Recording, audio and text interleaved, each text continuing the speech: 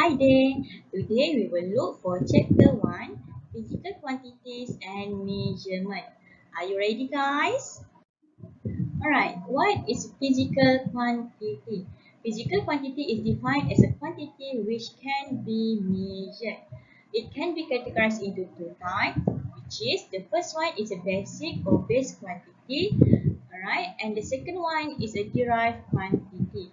What is a basic quantity? Basic quantity is defined as a quantity which cannot be derived from any physical quantities. Right? For example, we have mass, okay, we have length, we have time, and so on. So we have 7 basic quantities. Alright, the next one is a derived quantity.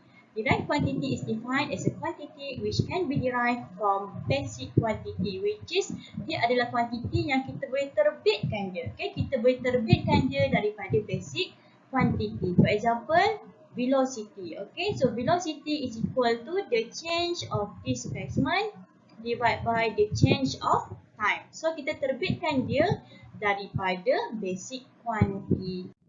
Alright, now we proceed to subtopic 1.1, dimensions of physical quantities.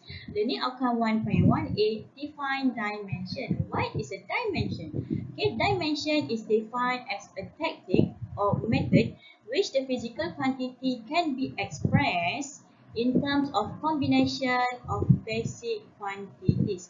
Okay, it can be written as physical quantity with the bracket or symbol with the bracket. Alright, for example, we have a velocity, so we can write velocity with the bracket, or we just write the small v as a symbol for velocity with the bracket.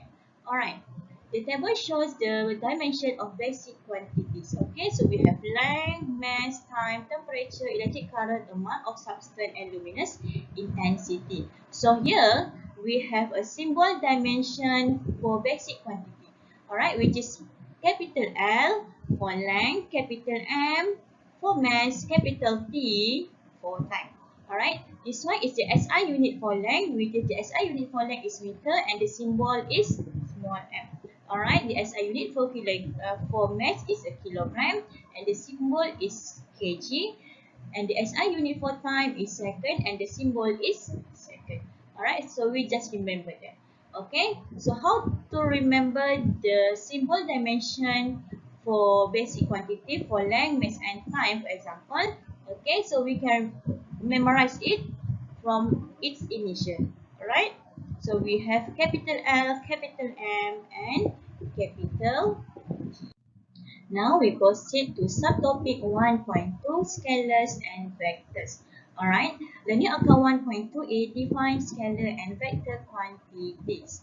Okay, scalar quantity is quantity with magnitude only. Okay, for example, we have mass, time, temperature, pressure, electric current, work, energy. Alright, mathematics operational yang melibatkan scalar quantity adalah ordinary algebra.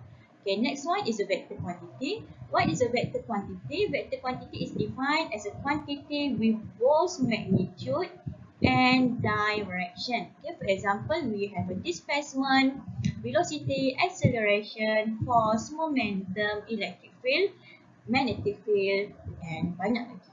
Alright. Okay, mathematics operational yang melibatkan vector quantity is a vector algebra.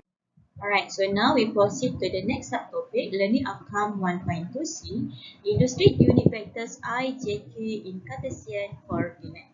Alright, okay, unit vector is a vector with magnitude of 1, no units, and is parallel to coordinate axis.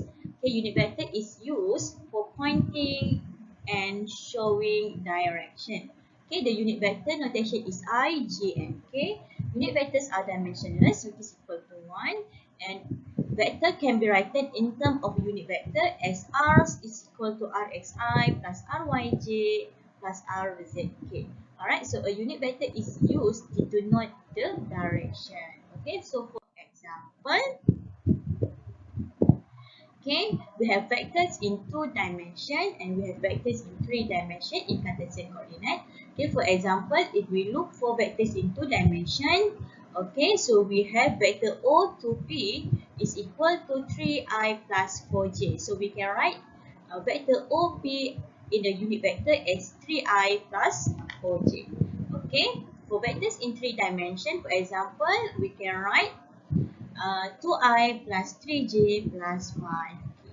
Alright, we proceed to the last learning outcome. Learning outcome 1.2d and E state the physical meaning of dot or scalar product and cross or vector product. What is a dot or scalar product? Okay, which is we have A dot B is equal to AB cos theta or equal to BA cos theta.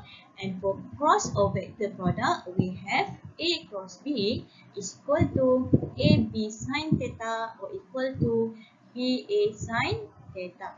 Okay, so untuk dot ataupun scalar product, kita akan applykan dia dalam topik 5. Okay, for example, we have work is equal to F dot S. Alright, untuk cross or vector product, kita akan applykan dia dalam topik 8. Okay, which is we have top is equal to R times F. Okay, so nanti kita akan lihat dalam topik ke-5 dan topik ke-8. Okay, so that's all untuk chapter yang pertama. Semoga membantu and remember basic is fun.